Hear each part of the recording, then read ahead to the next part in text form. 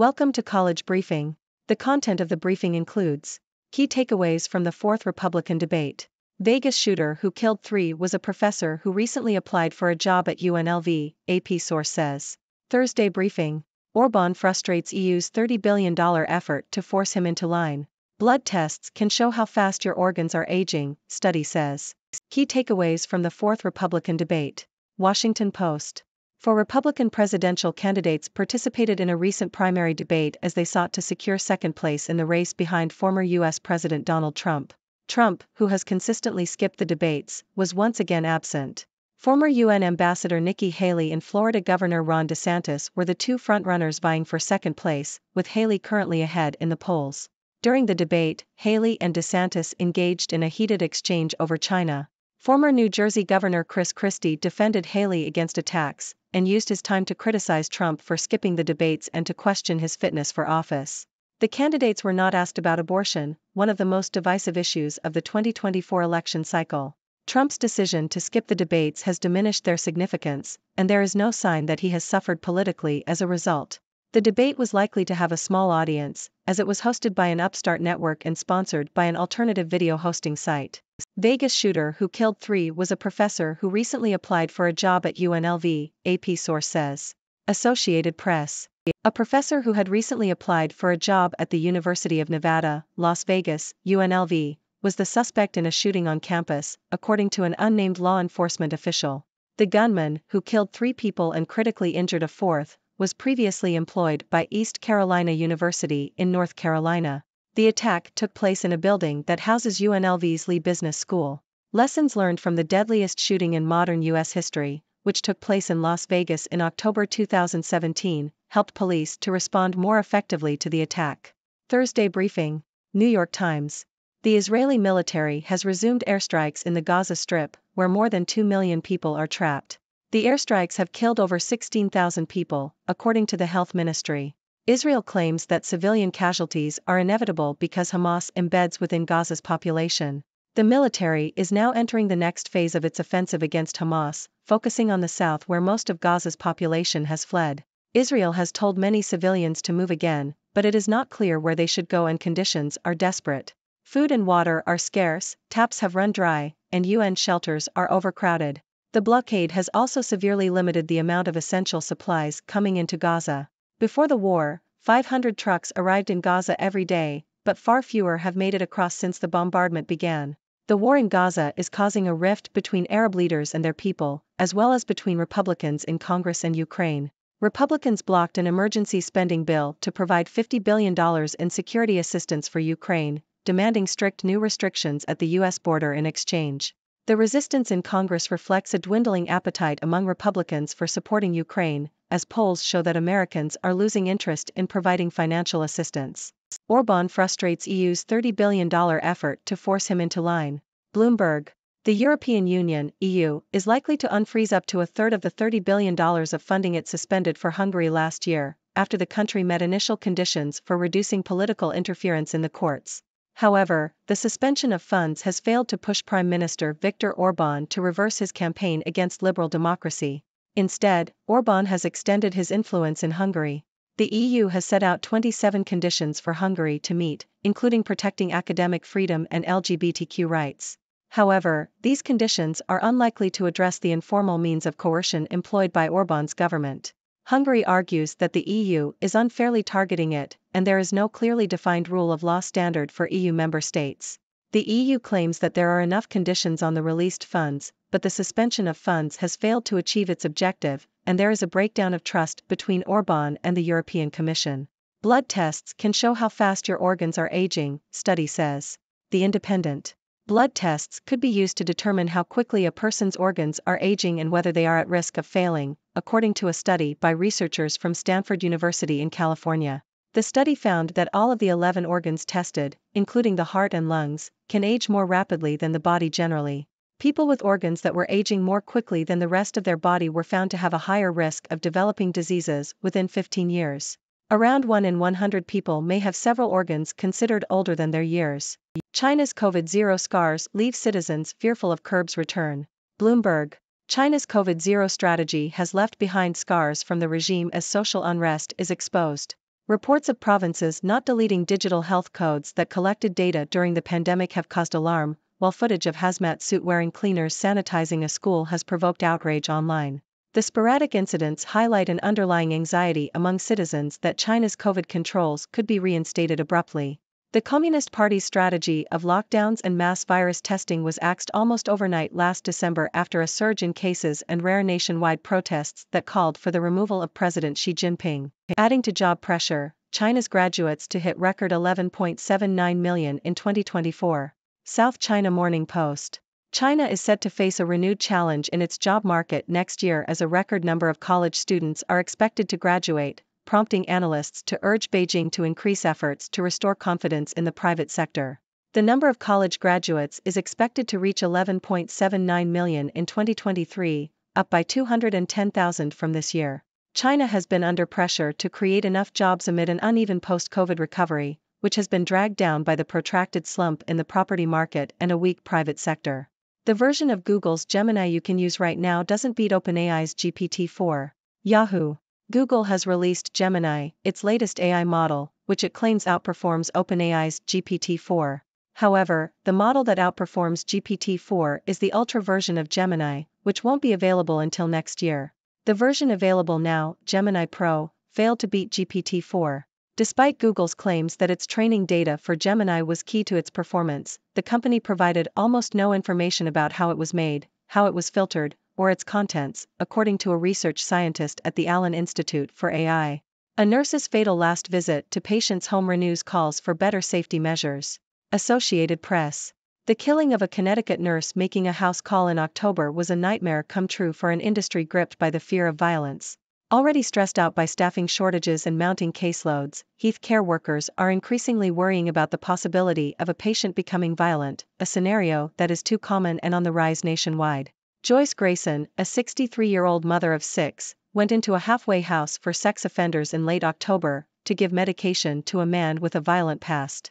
She didn't make it out alive. Police found her body in the basement and have named her patient as the main suspect in her killing. Other news: senators tackle gun violence anew while Feinstein's ban on assault weapons fades into history. A new Homeland Security guide aims to help houses of worship protect themselves. Biden calls reports of Hamas raping Israeli hostages appalling, says world can't look away. Grayson's death has her peers and lawmakers renewing their years-long pleas for better protections for home health care workers, including sending them out with escorts and providing more information about their patients. 2 Perth high school students injured in serious incident on school grounds.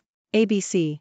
2 high school students in Perth, Australia have been injured in what the school's principal is calling a serious incident.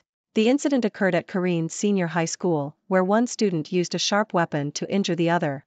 Both students, aged 15 and 16, were taken to hospital. Police say an edged weapon was used and nobody else was involved in the incident. The school's principal has assured parents that the situation was quickly contained and there is no ongoing cause for concern.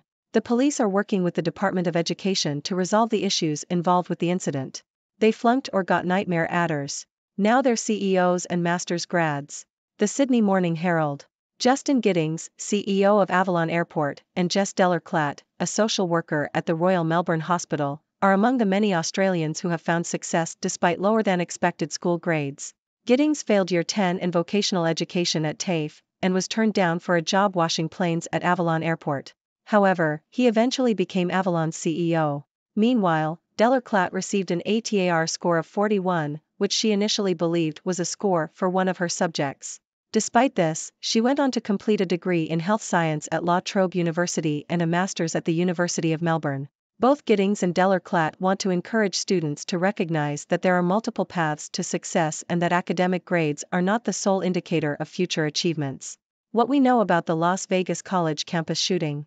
The Independent. A shooting incident on a college campus in Las Vegas on Wednesday has left 3 people dead and another seriously injured. The suspect, who has been identified by police, though not publicly, was killed during a shootout with officers shortly after the attack began. Although authorities later reassured the community that there was no further threat, many questions still remain, largely to do with the shooter and their motive. Why the NCAA president is proposing some schools should be permitted to pay athletes. Associated Press. The president of the NCAA has suggested that college athletes be compensated a minimum of $30,000 annually, with the proposal being aimed at schools with large athletic budgets. Schools with smaller budgets would not be required to pay athletes. The proposal is an attempt to address the increasing revenue from media rights deals within college sports, which has resulted in higher salaries for coaches and administrators. The proposal would need approval from various governing bodies within the NCAA, as well as federal lawmakers. Las Vegas campus shooting leaves 3 dead, 1 in critical condition. South China Morning Post. At least 3 people have been killed in a shooting at the University of Nevada, Las Vegas, UNLV, campus, with the suspect also dead. 1 person is in critical condition. It is unclear whether the suspect was shot by police or committed suicide. The campus has been closed for the day as a precaution, with officers searching buildings to ensure there are no further victims. UNLV has a student enrollment of around 25,000 undergraduates and 8,000 postgraduates and doctoral candidates. White House, political leaders criticize answers on anti-Semitism from university presidents. Washington Post. The White House and lawmakers have criticized the presidents of Harvard University, the University of Pennsylvania and the Massachusetts Institute of Technology for not condemning anti-Semitism on their campuses more strongly. The presidents testified before the House Education and Workforce Committee on the rise of anti-Jewish hate speech at their schools.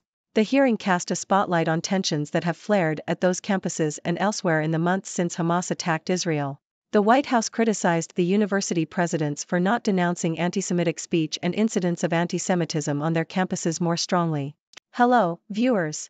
It's your favorite observer from the 6 Degree World, Dr. Six, bringing you the key takeaways from the latest news.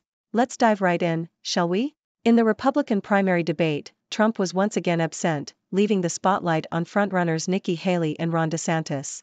Surprisingly, the candidates were not asked about abortion, one of the most divisive issues of the election cycle. Trump's decision to skip the debates has diminished their significance, and it seems he hasn't suffered politically as a result. It's a debate that may have gone unnoticed by many, hosted by an upstart network and sponsored by an alternative video hosting site. It's like a political showdown in a parallel universe. In another shocking news, a professor who recently applied for a job at UNLV turned out to be the suspect in a shooting on campus. Lessons learned from the Las Vegas shooting in 2017 helped the police respond more effectively. Talk about life imitating art. Meanwhile, the war in Gaza continues to escalate, causing a rift between Arab leaders, Republicans in Congress, and Ukraine. Republicans blocked an emergency spending bill for Ukraine, demanding strict new restrictions at the U.S. border in exchange. It seems like the war is creating more conflicts than it's solving. Over in Europe, Viktor Orban frustrates the EU's efforts to force him into line. Hungary has met some of the initial conditions set by the EU, but Orban has only extended his influence instead of reversing his campaign against liberal democracy. It's like playing chess with a master manipulator. On a more scientific note, blood tests can now show how fast your organs are aging. That's right, folks. Your blood can reveal whether your organs are at risk of failing. So, next time you visit the doctor, don't forget to ask for an organ aging report. In China, the scars left behind by the COVID-0 strategy are causing fear among citizens of a return to restrictions. Reports of provinces not deleting digital health codes and images of hazmat suit-wearing cleaners are sparking anxiety. It seems like China's control measures have left a lasting impact on its people. Speaking of China, the job market is about to face a new challenge as a record number of college graduates are expected next year. Beijing is under pressure to create enough jobs, but the recovery has been uneven. It's a tough job market out there, even in the land of dragons. Now, let's talk about AI. Google has released its latest model, Gemini, claiming it outperforms OpenAI's GPT-4. But hold on, folks. The version available now failed to beat GPT-4.